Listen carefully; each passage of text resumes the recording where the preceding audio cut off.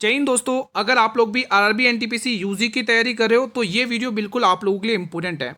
आज 14 जून थी जिसमें मैं आपके लिए फर्स्ट एंड सेकंड शिफ्ट का फुल 100% रियल सटीक एनालिसिस लेके आया हूं दोस्तों। यही क्वेश्चन पूछे गए आज की फर्स्ट और सेकंड शिफ्ट में दोस्तों।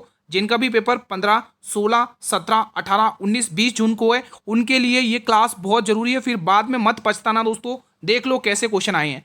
पहला क्वेश्चन ये फर्स्ट शिफ्ट में पूछा गया क्वेश्चन है। क्वेश्चन कह रहा है, देखो फैक्ट के साथ क्वेश्चन लेके आया हूं इसलिए एक भी फैक्ट मिस मत करना, एग्जाम में पूछेगा जरूर आप लोगों को। अंबुबाची मेला किस राज्य में लगता है? फर्स्ट शिफ्ट में ये क्वेश्चन पूछा गया तो जवाब टिक करना था असम राज्य में। ये मैंने भी करवाया था एक बार, ठीक है दोस्तों। अब यहां पर आपको क्या ध्यान रखना है कि जो अंबुबाची मेला है मेरे भाई वो असम राज्य के गुवाहाटी में नीलांचल पहाड़ियों पर स्थित है दोस्तों। एक ऐतिहासिक कामाख्या मंदिर में आयोजित किया जाता है। आपको ये भी पूछ सकता है कि ये जो अंबुबाची मेला है वो नीलांचल पहाड़ियों पर स्थित एक ऐतिहासिक मंदिर में है दोस्तों। कामाख्या मंदिर में इसका आयोजन किया जाता है। तो यहां से क्वेश्चन पूछेगा। क्वेश्चन नंबर 2 देखिए। अब ये क्वेश्चन पूछा गया आज की फर्स्ट शिफ्ट में, निम्न में से कौन सा अनुच्छेद समानता के अधिकार से संबंधित है? ध्यान से सुनना, एक एक क्वेश्चन इंपॉर्टेंट है। देखो पॉलिटी के अच्छे खासे क्वेश्चन पूछे जा रहे हैं। हर शिफ्ट में 3 से 4 क्वेश्चन पूछे जा रहे हैं ना मेरे भाई। आप लोग मुझे एक बार कमेंट करके ये बता दो कि आपका पेपर किस डेट में है, किस शिफ्ट में है और अभी तक एडमिट कार्ड जारी हुआ या नहीं हुआ, ठीक है? आप लोग जरूर बताइएगा। अब यहां पर आपको दोस्तों समानता के अधिकार आपको आर्टिकल 14 से लेकर 18 टिक करने हैं। अब साथ में भाई जिनका भी पेपर अभी होना बाकी वो अब ये अनुच्छेद भी ध्यान से सुनेंगे। अनुच्छेद 19 से 22 जो किससे संबंधित है? स्वतंत्रता के अधिकार से संबंधित है मेरे भाई। अनुच्छेद 23 से 24 शोषण के विरुद्ध से अधिकार से संबंधित है। वहीं अगर हम बात करें अनुच्छेद 25 से 28 ये धर्म की स्वतंत्रता के अधिकार से संबंधित है। तो ये सारे फैक्ट याद कर लेना भाई, जिनका भी पेपर अभी होना बाकी है। जो भी एक्सपेक्टेड क्वेश्चन मुझे मिले दोस्तों, जो भी मेमोरी बेस्ड क्वेश्चन मुझे मिले वो सारे मैं आपके सामने लेके आया हूँ, जो जितने भी मुझे मिले मेरे भाई, ठीक है? जैसा कि एक ये क्वेश्चन है कि बारदौली सत्याग्रह का नेतृत्व किसने किया था? ठीक है मेरे भाई। देखो धार्मिक आंदोलन से रिलेटेड क्वेश्चंस आ रहे हैं मेरे भाई, ठीक है? ये भी ध्यान रखना। तो महात्मा गांधी जी ने किया था? नहीं भाई। सुभाष चंद्र बोस ने? ये भी नहीं। पंडित जवाहरलाल नेहरू? ये भी नहीं। सही जवाब आएगा सरदार वल्लभ भाई पटेल, ठीक है दोस्तों। अब यहां से एग्जामिनर और क्या पूछ सकता है, ध्यान से सुनिएगा एक एक पॉइंट। सबसे पहले कि जो बारदौली सत्याग्रह हुआ था मेरे भाई 1928 में हुआ था, पहला पॉइंट तो ये कवर करो। किसके नेतृत्व में? सरदार वल्लभ भाई पटेल ने। अब ध्यान से सुनो, इसी आंदोलन की सफलता के बाद वहां की जो महिलाएं थी उन्होंने सरदार वल्लभ भाई पटेल को सरदार का टाइटल दिया। मोस्ट इंपोर्टेंट फैक्ट है, रट लेना, एग्जाम के लिए इंपोर्टेंट है। ये क्यों हुआ था? इसका कारण है कि ब्रिटिश सरकार द्वारा किसानों के लगान में की गई भारी वृद्धि के खिलाफ यह आंदोलन सफलपूर्वक हुआ था, ठीक है? तो यहां पे आपको ये चीज ध्यान में रख लेनी है। अगला क्वेश्चन देखेंगे, क्वेश्चन नंबर 4। देखो ये तो मोस्ट इंपोर्टेंट है, इसीलिए मैं इसका एक अलग से इफेक्ट लिखकर लेके आया हूं 42वें संविधान संशोधन से। बहुत इंपोर्टेंट संशोधन है, एग्जाम में बहुत क्वेश्चन भर भर के पूछे जा रहे हैं इस संशोधन से, बार बार रिपीट हो रहा है ये क्वेश्चन। 42वें संविधान संशोधन 1976 के द्वारा मूल कर्तव्यों को भारतीय संविधान के किस अनुच्छेद में जोड़ा गया? बहुत इंपोर्टेंट फैक्ट है भाई। अब ध्यान से सुनना है दोस्तों, भाग 4A में दोस्तों, ठीक है? तो यहां पे ये वाला टिक कर लेना है, ठीक है मेरे भाई? देखो यहां भाग 2 कर लो, ठीक है? भाग 2 में मेरे भाई क्या है? नागरिकता है, यहीं पर लिख लो नागरिकता, ठीक है? और भाग 3 में क्या है मेरे भाई? मौलिक अधिकार है, ये भी रट लो अच्छे से, मौलिक अधिकार। मौलिक अधिकार इंपॉर्टेंट है भाई, एक भी क्वेश्चन मत छोड़ो, यहाँ पे एक एक रिवीजन करो एक एक क्वेश्चन का, ठीक है? और दोस्तों भाग 4 में, यहीं पे मैं लिख देता हूँ भाग 4। भाग जो 4 है वो आपके दोस्तों किससे संबंधित है? डीपीएसपी से, डीपीएसपी। अब एक क्वेश्चन मैं आपसे जरूर पूछना चाहूंगा, आप मुझे भाग 1 के बारे में क्या लिखा हुआ वो बताइए। अब 42वें संविधान संशोधन 1976 की बारी है, ध्यान से सुनना, एक भी फैक्ट मिस मत करना, आप सभी से रिक्वेस्ट है, ठीक है मेरे भाई? 42वें संविधान संशोधन 1976 के द्वारा मूल कर्तव्य को भारतीय संविधान के भाग 4A में जोड़ा गया। पहला पॉइंट तो ये कवर हो गया, ठीक है? अनुच्छेद दे रखे, इसका आर्टिकल भी पूछ सकता है दोस्तों। 51 के A में जोड़े गए, ये भी आपको ध्यान रखना है। और कितने जोड़े गए मेरे भाई वो भी पूछता है, तो 10 मौलिक कर्तव्य, ठीक है? 10 मौलिक कर्तव्य जोड़े गए। कितने? 10 मौलिक कर्तव्य जोड़े गए, ये आपको ध्यान रखना है। 11वां मौलिक कर्तव्य दोस्तों 86वां संविधान संशोधन के तहत ऐड किया गया, ठीक है? ये भी ध्यान रखना। और हाँ दोस्तों, ये जो मूल कर्तव्य जोड़े गए वो किस समिति की सिफारिश पर? ये मोस्ट इंपोर्टेंट बनता है मेरे भाई, सरदार स्वर्ण सिंह समिति की सिफारिश पर, इसलिए स्टार लगा रहा हूं। रट लेना, एग्जाम में पूछी जा सकती है। अगला फैक्ट आपको ध्यान में रखना है, इसी संशोधन के तहत इसी को दोस्तों मिनी कॉन्स्टिट्यूशन भी कहा जाता है, लघु संविधान। ये बहुत इंपोर्टेंट लाइन है, याद कर लेना, ठीक है? इसमें दोस्तों प्रस्तावना में पहली बार क्या हुआ था मेरे भाई? संशोधन हुआ था जिसमें 3 नए शब्द जोड़े थे। वो कौन कौन से हैं? समाजवादी, धर्मनिरपेक्ष और अखंडता जैसे शब्दों को जोड़ा गया था मेरे भाई। ठीक है, तो ये सारे फैक्ट याद कर लेना, इनमें से ही एग्जाम में पूछेगा आगामी डेट्स में। मैंने डेट्स का जिक्र किया है मेरे भाई, उन डेट्स में जिसका भी पेपर है वो मुझे कमेंट के माध्यम से बता सकते हैं। एक छोटी सी रिक्वेस्ट करूंगा आप सभी से, आप लोग मुझे कमेंट करके ये बताइए भाई, आज जिसका पेपर था 14 जून को, कौन कौन से क्वेश्चन आए, आप मुझे जरूर कमेंट करके बताइएगा। जिसने भी पेपर 14 जून का दिया है वो दोस्तों रिव्यू करके क्वेश्चन जरूर बताना दोस्तों, ताकि मैं उनसे रिलेटेड मेमोरी बेस्ड क्वेश्चन आपके लिए तैयार कर सकूं, जिन भी मेरे भाई बहन का पेपर अभी होना बाकी है। ठीक है मेरे भाई, भारतीय संविधान द्वारा पंचायतों को कुल कितने कार्य विषय सौंपे गए, आज की शिफ्ट में पूछा गया है क्वेश्चन है मेरे भाई। ठीक है, तो यहाँ पे कुल 29 विषय सौंपे गए। अब आपको ध्यान में रखना है, पंचायत से रिलेटेड हर शिफ्ट में लगभग क्वेश्चन देखने को मिल रहा है। ठीक है, तो यहाँ से पूरी इस टॉपिक को जड़ से खत्म कर देंगे खाली 30 सेकंड में। ध्यान से सुनो आप लोग।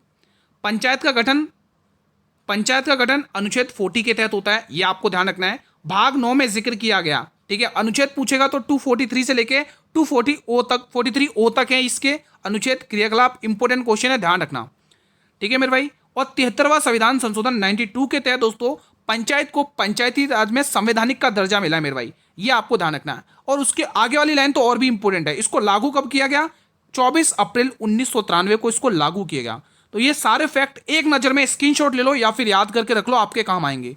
और भी देख लो आप लोग इंपोर्टेंट, 11वीं अनुसूची के तहत इसको 29 विषय सौंपे गए। ठीक है, अब यहां पर देखो 11वीं अनुसूची, यानी कि पंचायत का जो जिक्र है वो 11वीं अनुसूची में किया गया, ये आपको ध्यान रखना है।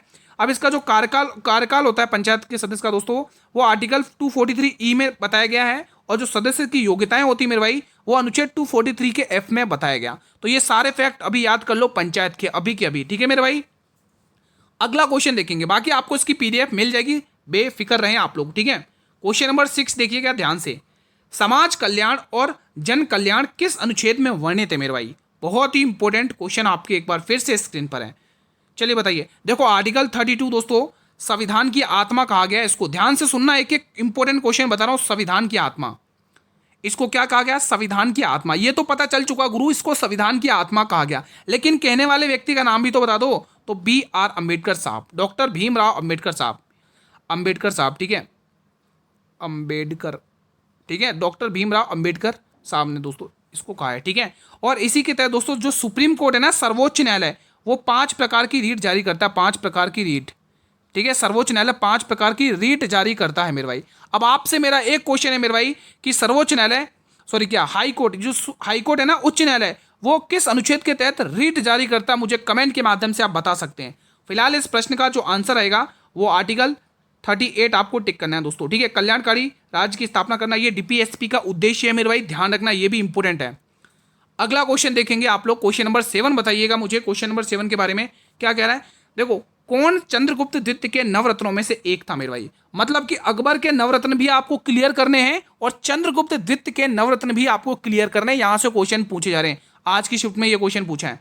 तो यहाँ पे अगर आप ध्यान से देखोगे, बीरबल, मानसिंह और राजा टोडरमल, ये तीनों के तीनों दोस्तों अकबर के नवरत्न में शामिल हैं। अकबर के नवरत्न में शामिल हैं, अकबर के नवरत्न में शामिल हैं।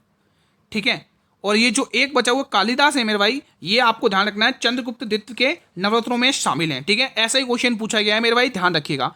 अब आपको चंद्रगुप्त द्वितीय से क्वेश्चन हर शिफ्ट में, देखो गुप्त साम्राज्य से क्वेश्चन हर शिफ्ट में आने को मिल रहे हैं मेरे भाई।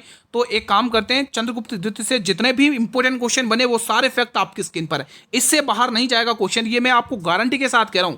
अगर आपको पूछा तो चंद्रगुप्त द्वितीय सबसे पहले 375 से लेकर 415 तक ईस्वी का इसका शासन यानी टाइम पीरियड रहा था। अब इसी को मेरे भाई विक्रमादित्य कहा जाता है, पहले बात ये याद कर लो। साम्राज्य विस्तार करने के लिए उन्होंने नागवंश की, ध्यान से सुनना, नागवंश की राजकुमारी थी जिसका नाम था कुबेर नागा, उससे विवाह किया था मेरे भाई। ठीक है, ताकि इसका साम्राज्य विस्तार हो सके। कुबेर नागा और चंद्रगुप्त की पुत्री का नाम प्रभावती गुप्त था। ठीक है मेरे भाई, ये भी आपको ध्यान रखना है, कुबेर नागा और चंद्रगुप्त पुत्री का नाम प्रभावती था। हाँ ठीक है दोस्तों, ये कुबेर नागा हटा दो यहाँ से। ठीक है, चंद्रगुप्त द्वितीय की पुत्री का नाम आपसे पूछा जा सकता है, तो वो था प्रभावती गुप्त। ठीक है, जिसका विवाह किससे हुआ था, वाकाटक नरेश रुद्रसेन द्वितीय के साथ हुआ था। बहुत इंपॉर्टेंट फैक्ट ये बनता है एग्जाम के लिए, याद कर लेना। और क्या पूछेगा क्वेश्चन वो भी ध्यान रखो। इसी के टाइम पीरियड में मोस्ट इंपोर्टेंट चीनी यात्री आया था जिसका नाम था फाहियान।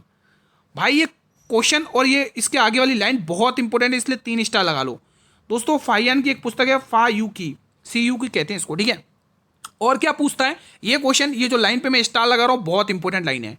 मेहरौली का लौह स्तंभ दोस्तों दिल्ली के कुतुब मीनार परिसर में स्थित है। इसका निर्माण इसी ने करवाया था, चंद्रगुप्त द्वितीय ने ही करवाया था। ठीक है, मेहरौली का लौह स्तंभ किससे संबंधित है? चंद्रगुप्त द्वितीय से संबंधित है। शक विजय, जब दोस्तों शक विजय जब इसने शकों को हराया था मेरे भाई, उसी के उपलक्ष्य में इसने चांदी के सिक्के जारी किए। गुप्त दोस्तों, गुप्त में दोस्तों पहला शासक था दोस्तों जिसने अपने शासनकाल में दोस्तों चांदी के सिक्के जारी किए थे, और उसे रूपक कहा गया। इसको सही से लिख लो, रूपक। क्या कहा गया मेरे भाई? रूपक कहा गया। याद कर लो, एक एक फैक्ट इंपॉर्टेंट है, इसी में से पूछेगा अगर आपको एक भी क्वेश्चन पूछा इससे। ठीक है, तो ये पहला राजा था गुप्त शासक में दोस्तों जिसने चांदी के सिक्के जारी किए, जिसको रूपक कहा गया, और जो सोने के सिक्के थे उसको दिनार कहा गया, याद रखना। ठीक है, अब एक क्वेश्चन और पूछा था आपको आज की शिफ्ट में ही, निम्न में से कौन सी केवल एक रवि की फसल है? आज की शिफ्ट में क्वेश्चन पूछा था। तो इन ऑप्शन के अकॉर्डिंग हम बात करेंगे तो जौ और चना, हालांकि दो ऑप्शन हो गए हैं, फिलहाल एक ऑप्शन हटा दो, ऑप्शन ए को टिक कर लो, जौ और चना। ठीक है मेरे भाई, अगला क्वेश्चन देखो। अब एक ये पुस्तक, ये ग्रंथ है दोस्तों, फिलहाल आज की शिफ्ट में ही पूछा गया है कि तिरुक्कुरल नामक प्रसिद्ध ग्रंथ के संकलनकर्ता का नाम आपसे पूछा है, आज पूछा है। इसमें ऐसा क्वेश्चन था कि तिरुक्कुरल नामक पुस्तक के लेखक कौन था? नाम एक ही मेरे भाई, तिरुवल्लुवर। ठीक है, तिरुवल्लुवर। ऑप्शन नंबर बी आपको टिक कर लेना मेरे भाई। ठीक है, चलिए अगला क्वेश्चन देखते हैं। क्वेश्चन नंबर 10 बताइएगा आप लोग, इंपॉर्टेंट है। देखो कुछ फैक्ट भी लेके आया हूं मैं आप लोगों के लिए। ठीक है, देखो कांग्रेस सोशलिस्ट पार्टी का गठन किस वर्ष में हुआ था? आज की फर्स्ट शिफ्ट में पूछा था ये क्वेश्चन, बताइए। चलिए बताइए। तो या देखो, अगर हम कांग्रेस की बात करें मेरे भाई, कांग्रेस की बात करें तो इसकी स्थापना आपसे पूछ ली जा सकती है, स्थापना। ठीक है, तो यहां पे ध्यान रखोगे 28 दिसंबर 1885, 28 दिसंबर 1885 ये कांग्रेस की स्थापना की हुई थी। लेकिन की किसने थी? ए ओ ह्यूम, एलन ऑक्टिवियम ह्यूम, ए ओ ह्यूम, यहां पे लिख लो ए ओ ह्यूम, ठीक है, ए ओ ह्यूम। ठीक है मेरे भाई, एलन ऑक्टिवियम ह्यूम इसकी स्थापना की थी मेरे भाई इसने। तो एग्जाम में दोस्तों कांग्रेस के कुछ अधिवेशन भी पूछ लिए जाते हैं। फिलहाल आपसे कांग्रेस सोशलिस्ट पार्टी का गठन किस वर्ष में हुआ था ये पूछा है, तो 1934 आपको टिक कर लेना है।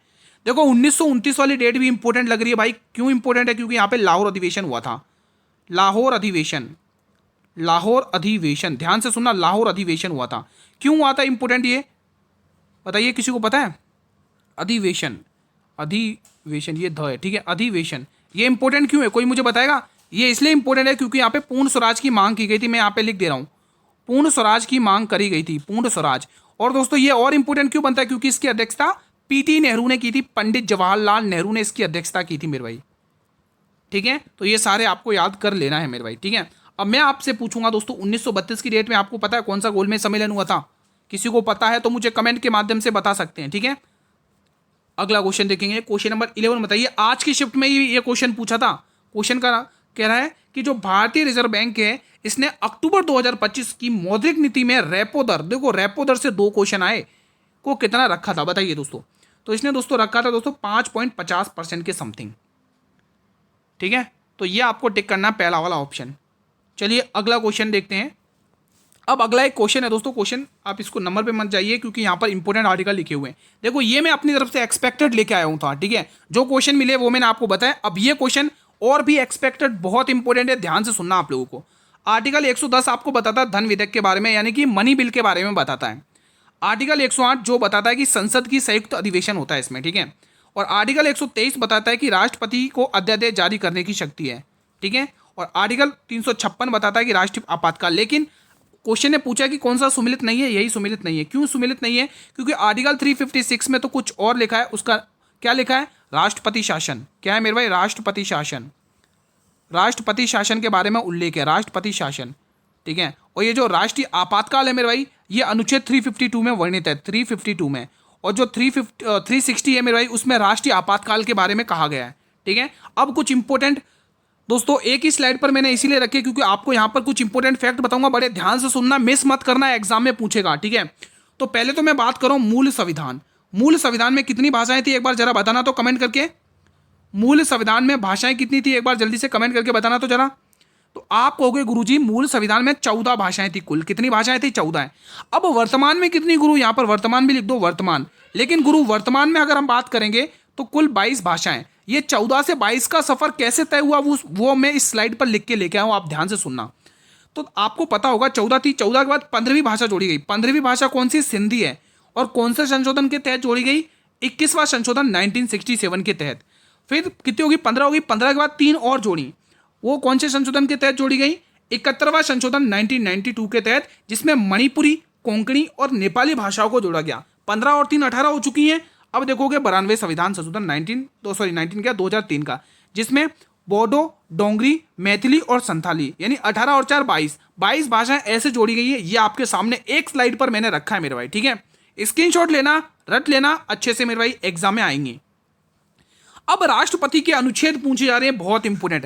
राष्ट्रपति के अनुच्छेद पूछे जा रहे हैं। अनुच्छेद 56 कहता है कि राष्ट्रपति के कार्यकाल के बारे में बताया गया, क्या उनका टेन्यूर रहेगा वो सब। और राष्ट्रपति के जो दोस्तों बनने के लिए दोस्तों मिनिमम आयु कितनी होनी चाहिए? मिनिमम आयु 35 साल की होनी चाहिए, याद कर लो। मिनिमम आयु मेरे भाई 35 साल की होनी चाहिए, ठीक है। यही आयु दोस्तों राज्यपाल के लिए भी है, ठीक है, ध्यान रखना। अनुच्छेद 58 में राष्ट्रपति के चुनाव की योग्यताएं बताई गई हैं। अनुच्छेद 60 में राष्ट्रपति की शपथ बताई गई है। अनुच्छेद 54 में राष्ट्रपति के चुनाव के बारे में बताया गया। और अनुच्छेद 53 में संघ की कार्यपालिक शक्तियां राष्ट्रपति में होंगी, ये बताया गया। और इंपोर्टेंट आर्टिकल और क्या बनता है मेरे भाई, ये लास्ट है, ठीक है। तो राष्ट्रपति के कुछ इंपोर्टेंट आर्टिकल और भी हैं, जैसे आर्टिकल 59 है जो राष्ट्रपति की शर्तों के बारे में बताता है। आर्टिकल 123 है जो अध्यादेश जारी करता है दोस्तों, ठीक है। और आर्टिकल 72 है जो क्षमादान की शक्तियां बताता है, ठीक है। राज्यपाल की क्षमादान की शक्तियां किस अनुच्छेद में, कोई मुझे बता सकता है कमेंट के माध्यम से, ठीक है दोस्तों। तो आज का सेशन मैं यहीं पर वाइंड अप करता हूं दोस्तों। ये कुछ इंपोर्टेंट क्वेश्चन मिले मेरे भाई, मेमोरी बेस्ड, जो स्टूडेंट से पूछ के तैयार किए मैंने आप सभी के सामने, ठीक है। ऐसे एनालिसिस लाता रहूंगा। अगर सेशन पसंद आया तो सेशन को लाइक जरूर कर लेना, मैंने बीच में नहीं कहा है। वीडियो को लाइक और शेयर जरूर करना दोस्तों, अपने हर मित्रों तक ये वीडियो को पहुंचाना है आप लोगों को, ठीक है मेरे भाई। और ये जरूर कमेंट करके बताना है कि आपका पेपर किस डेट में, किस शिफ्ट में, और अभी तक एडमिट कार्ड जारी हुआ या नहीं हुआ आप लोगों का, ठीक है मेरे भाई। और एक और इंपॉर्टेंट बता रहा हूँ दोस्तों, मैथ और रीजनिंग के दोस्तों, अगर आपको मैथ प्लस रीजनिंग में अगर आपको 60 में से 60 स्कोर करना है, ध्यान से सुनना, बहुत इंपॉर्टेंट चीज़ बता रहा हूँ। अगर 60 में से 60 स्कोर करना है तो मेरी अभी मैंने 1 घंटे पहले 7 बजे वाली क्लास अटेंड करो। 1 घंटे पहले मैंने 7 PM पर जो क्लास अपलोड की है वो जरूर देख लोगे तो मज़ा आ जाएगा भाई। अगर आपने मैथ और रीजनिंग में कुछ भी नहीं पढ़ा है, अगर आप एटलीस्ट वो क्वेश्चन भी पढ़ते हो तो ईजिली आप दोस्तों 60-70% ईजिली करके आओगे। अगर अभी आपने मैथ और रीजनिंग में कुछ भी नहीं पढ़ा या मैथ रीजनिंग वीक है, अगर आप ये क्लास देखोगे, क्योंकि आज एक्सपेक्टेड पेपर 1 है और वैसे ही क्वेश्चन रखे जो एग्जाम में हर स्टूडेंट को देखने को मिल रहे हैं, ठीक है। तो 7 बजे वाली आपको डेली क्लास अटेंड करनी है और अपनी जो मेन क्लास है वो डेली 8 बजे अपने फुल पेपर के साथ आती है। और एक और इंपॉर्टेंट गुड न्यूज़ बता रहा हूँ, इसी चैनल पर आप लोगों के लिए RRB ग्रुप डी की क्लासेस भी स्टार्ट होने वाली हैं, तो आप निश्चिंत रहें, चैनल से जुड़े रहें, ठीक है। तो चैनल को जिसने सब्सक्राइब नहीं किया एक बार जल्दी से सब्सक्राइब कर लो, ठीक है। बेल नोटिफिकेशन बेल को प्रेस कर लो ताकि आने वाले हर एक नई वीडियो का नोटिफिकेशन मिलता रहे। अब आपके काम की चीज़ सर PDF कहाँ मिलेगी, तो PDF आपको टेलीग्राम चैनल पर मिल जाएगी, जिसका लिंक वीडियो के डिस्क्रिप्शन बॉक्स में गिवन है। मिलते हैं 8 बजे वाली क्लास में, तब तक जय हिंद जय भारत।